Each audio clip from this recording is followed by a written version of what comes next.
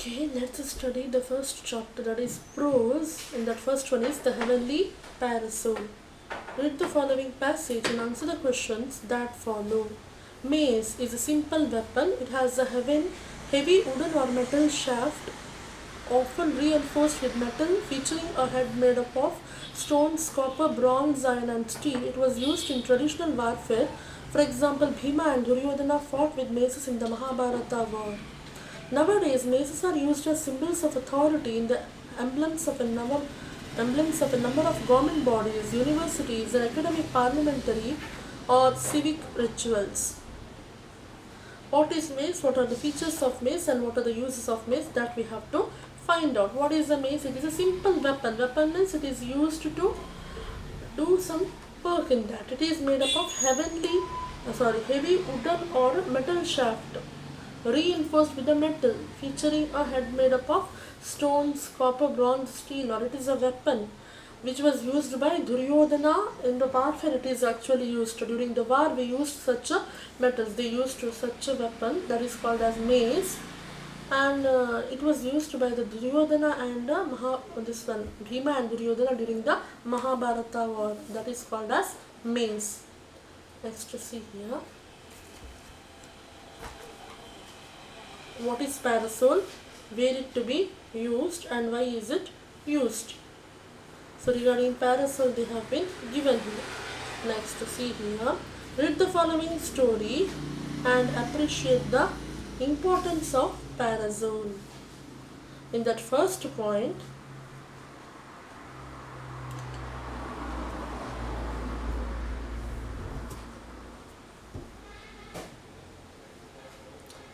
there was a beautiful princess in the town of Pragyyotisha called Amritaprabha. So there was a town. The name of the town is Pragyyotisha, and the princess, it means the daughter of a prince, daughter of a king. Her name is Amritaprabha.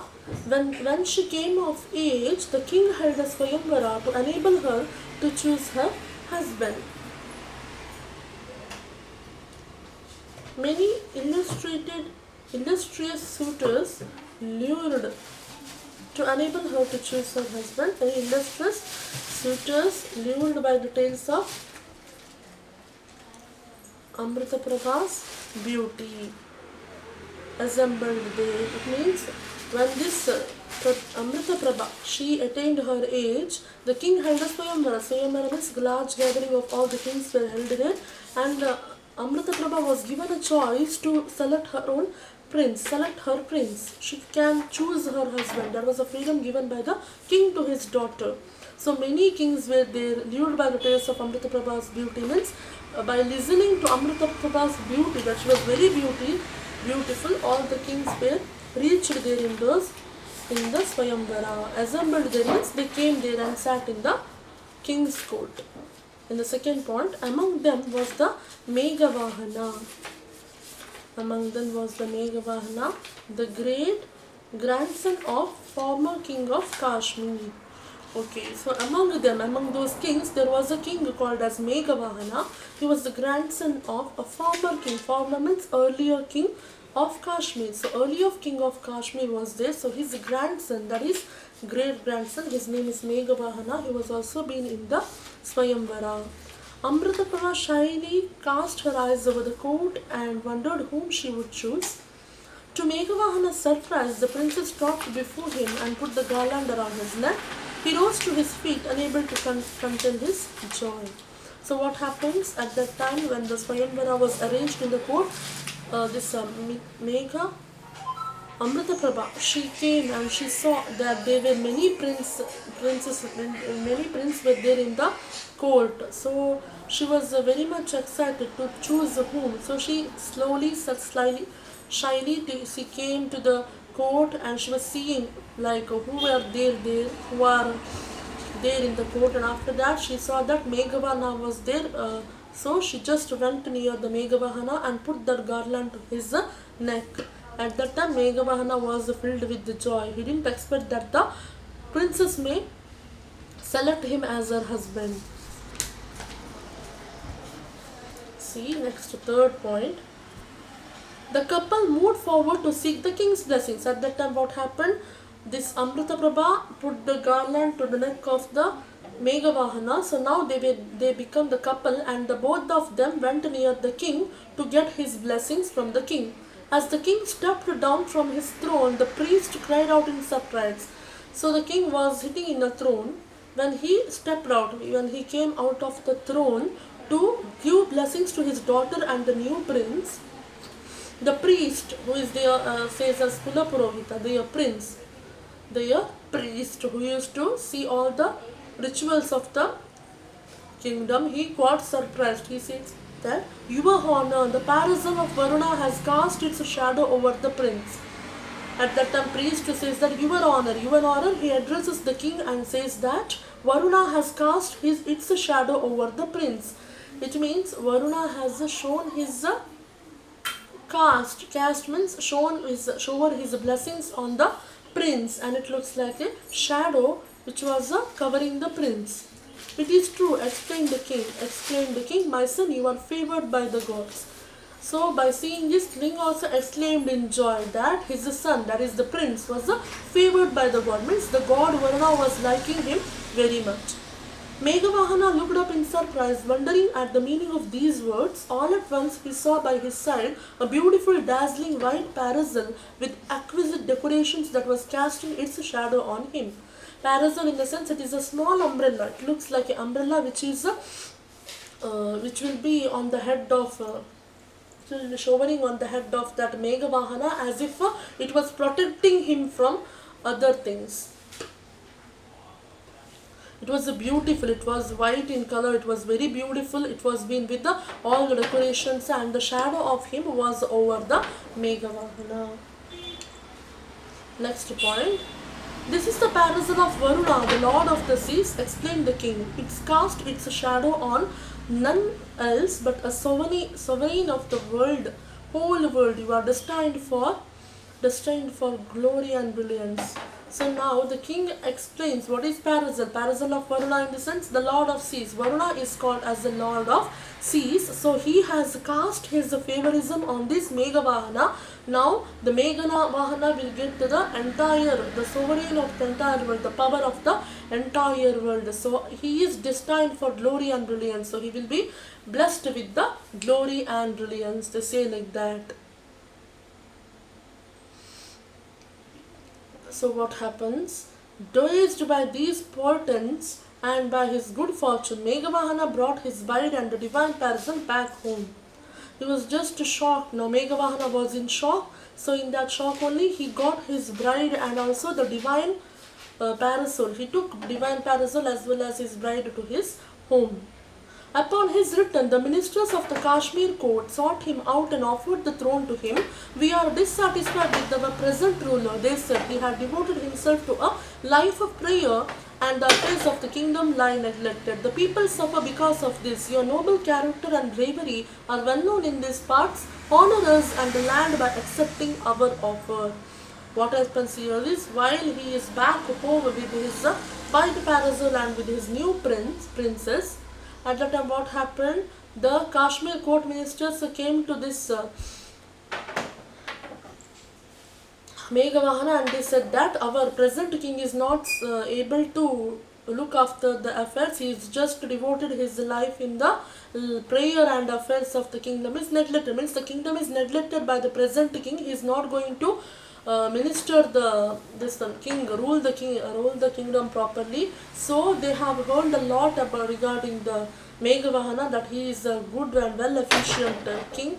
He is a noble character and he is brave too. So all the ministers of the Kashmir now came to Meghavahana and they started to request Meghavahana to accept the offer and to be a king of Kashmir, and then he can do his ruling over that kingdom, to accept the kingdom of Kashmir and start to rule over the kingdom of Kashmir. Meghavahana became the king of Kashmir. Soon he proclaimed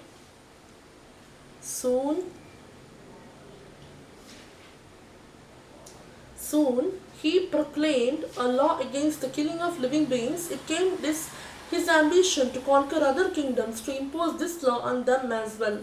What happened? By their request, now Meghavahana accepted the proposal and he started to rule as a king of Kashmir, and he brought a rule that nobody should kill, no human being will kill the living beings. No human being will kill the living beings. So that type of rule he brought in Kashmir, and he wanted to bring that rule in other parts too. So he wanted to invade other parts and the same rule to be imposed on that part also. So next one. 10th point. Once, while on an expedition near the sea, the king told his weary army to rest in the shade of some palm groves. I must use this time to plan a way to conquer the island of Lanka, he thought. It is the land of demons. I need to be taught the ways of peace, but how I will cross the great seas with my army? Now what happens when they went to do some expedition near the sea, one day what happened? The king told his army to rest in the shade of some palm groves. There were some palm groves where many trees were there, so some shadow was there. So the king said his army to take rest for a while, and after that we can again start our expedition. So what happened at that time? While all the army men were sleeping or taking rest, he used to think that I have to do some plan to conquer Lanka also. There also same rule to be imposed that no human beings will kill the living beings. So that type of rule he wanted to imply there also, where in the Sri Lanka. So he was thinking that it is a land of demons, that is the Sri Lanka is a land of demons, and I have to implement this type of law there also to get the peace in the world. But how can I great seas? Because he thinks that how can I cross this great sea with my army? What can I do? What plan I can do for crossing such a great seas? He used to think a while when these army men were taking rest.